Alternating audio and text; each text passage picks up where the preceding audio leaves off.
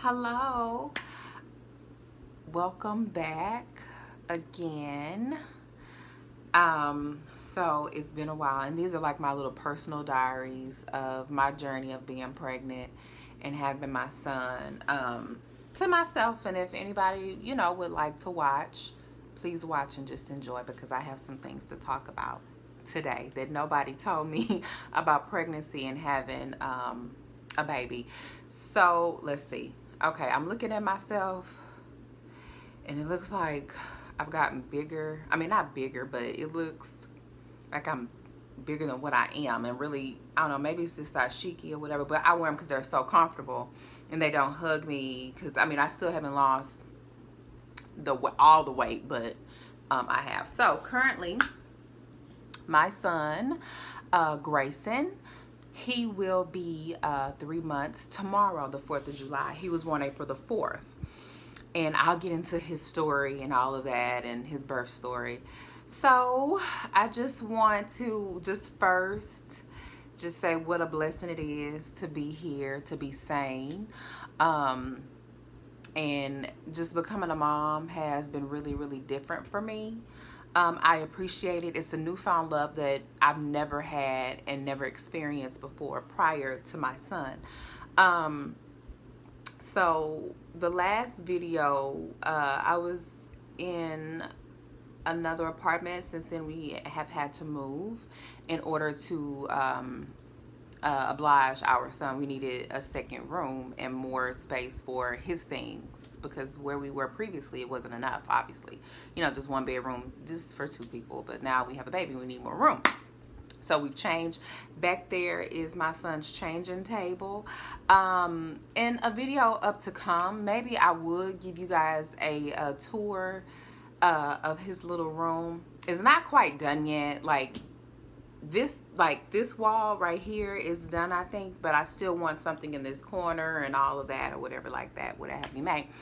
But yes, it's such a blessing. But let's get into his story.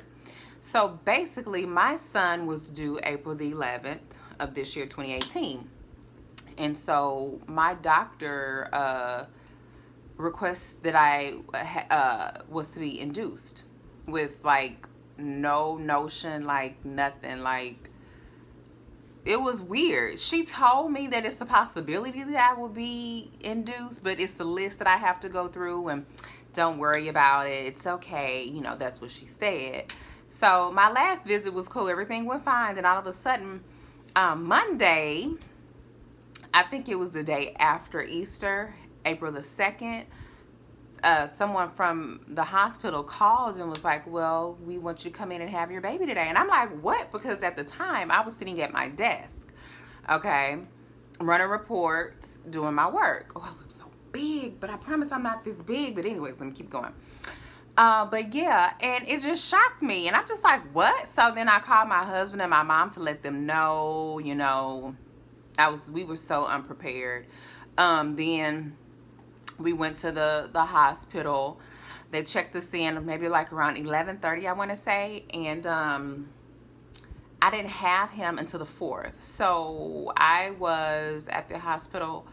I don't know if you want to say in labor because they had to break my water and all of that, which was crazy. But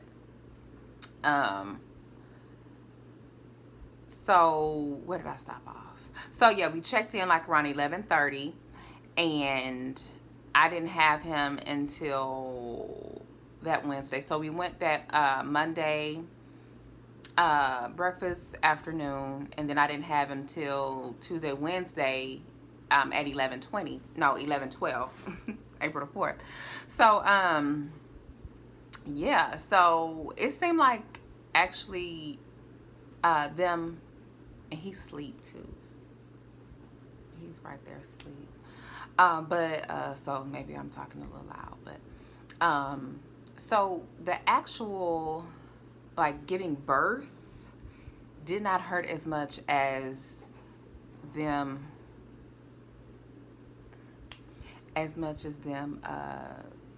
trying to break my water, or not necessarily breaking my water, but what they did, they inserted like some balloon and filled it with silicone to stretch my cervix so it can open up and I would go into labor or whatever.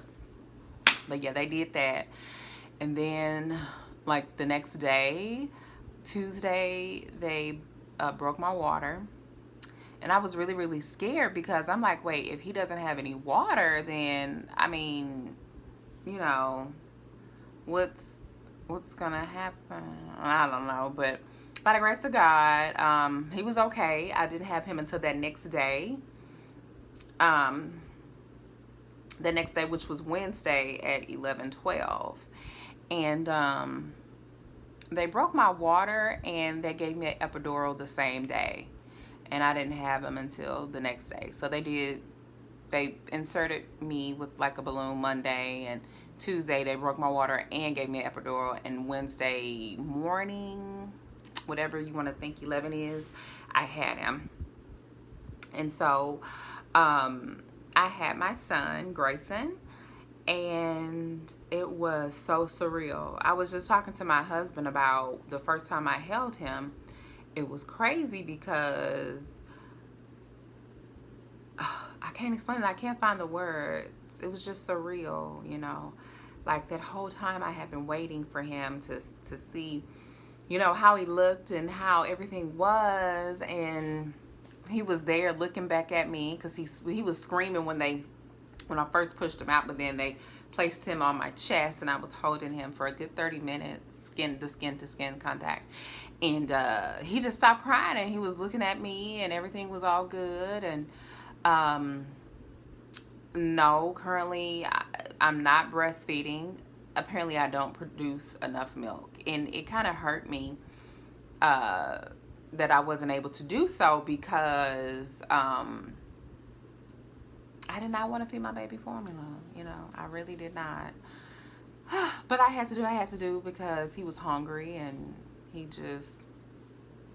needed to eat. So I had to feed him. So that was like my first obstacle because I had made it up in my mind that I was going to breastfeed all of that. Just, it didn't go the way I planned, and you know, you just got to move on from that. So as of now, he is again about to be 3 months tomorrow. He's a big boy. His last doctor's appointment was like June the 14th or the 15th, and he weighed 12 pounds. So I'm sure he has gained his weight. Currently now, he is sometimes sleeping through the night. Just it depends on what's your definition of waking up. Like for me, before having him, if it was on a Saturday or a Sunday, well, Sunday we go to church, but Saturday morning I would wake up maybe like around 9 or 10 or something like that. But my son, he wakes up, well, these last few nights he's been sleeping until maybe like almost 7 o'clock. What we do is we give him like a warm bath in a bottle, get him in that mood, like maybe like around 11 or 12, and he'll sleep until like 6. So that's been a good thing because when he was first born, that was a major adjustment because they tell you to feed him every 2 hours, and like I would be up sleep trying to feed my baby, you know, and I wasn't getting any sleep, and it was horrible. It really was. So for all you ladies out there that want to get pregnant, you know, or is currently pregnant, please get your rest. Please get your rest because, oh my God, you are not on your time anymore. This is our first baby, so we have to get adjusted to it. And we're on Grayson's time, seriously. He's pimping us, like, just no joke, just telling us what he wants. And we have to oblige it because he's a baby. And the only way of communication that he has is through his cooing and his crying and his smiling, you know. And that was also a crazy thing to me because my son, he's not quite 3 months yet. He'll be 3 months tomorrow. But like right after he turned 2 months, he was trying to lift up his head, and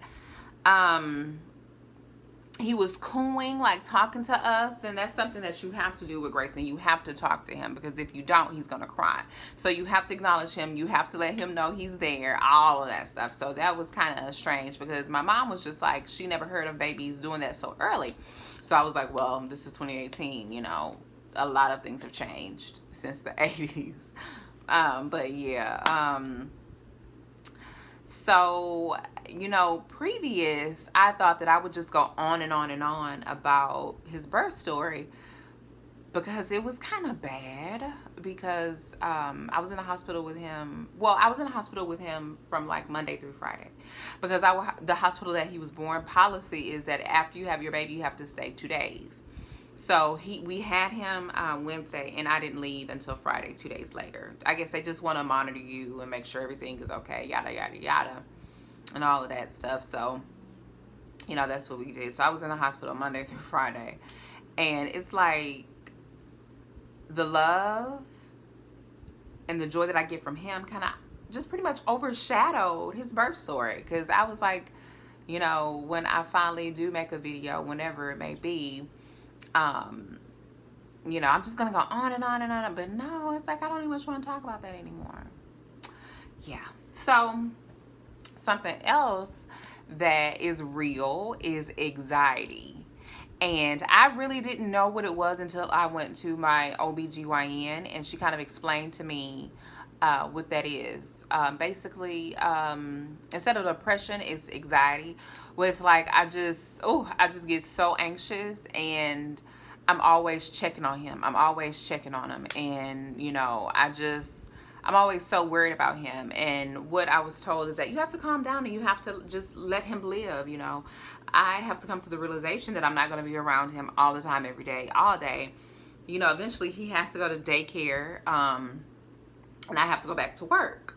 So that's something that I am coping with and just kind of relaxing. And currently I'm reading a book. I'm sure you guys have heard. It's a book, and also like a guide. It's called The Secret, and it's really, really good because it helps out my thinking process. Instead of thinking negative and thinking about all the things that could possibly go wrong, it's actually helping me change my way of thinking overall. Instead of being overprotective of him, it's making me kind of like relax and, you know, just come to terms. But yeah, Grayson's here. This weekend is his baby dedication at our church. So we have to find him something to wear. Traditionally, it's been like white, that the babies just wear white. It's not a christening or anything like that. Excuse me. Our church believes that you have to find God on your own or something. I don't know. I guess it's something new, because when my mama had me in the 80s, it was a christening, but it's not anymore. But yes. Am I ready to go back to work? Yes. I am ready to go back. At first I wasn't. But staying in the house all day, every day is kind of annoying. You know, I love my baby. I love him. But, you know, mommy needs to get back to her. I need to get back to my life and working and being around people and, you know, just getting back to myself. You know, I'm still in the process of losing weight. The day I found out I was pregnant, I was 173. That's still kind of big. But at the end of my pregnancy, my last weigh-in was 231. Currently, right now, I'm 195. So I am about 22 pounds away from my weight pre-pregnancy. So I still have, you know, ways to go. So, you know, again, life has just really changed. My life now consists of diapers, bottles, and wipes. That's my life. But I just wanted to come on and just show my experience. Not show, but tell my experience. And also for me to reflect back in in a year. You know, I would love in a year to see myself in a year from now. I would love to see myself now. A year from now, yeah. But yeah, I would love to see myself in my progress and my growth.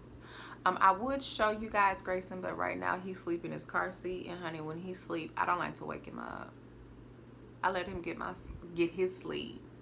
You know, because sometimes, not all the time, but when I wake him up, sometimes I have to wake him up, you know, in order to give him his bath. Or if we're going somewhere, I have to. But when I do, he screams and mama need a break. So he's over there asleep. I can hear him and I can see him from where he is. He's in his little swing thing. But yes, thank you so much for watching. And until next time.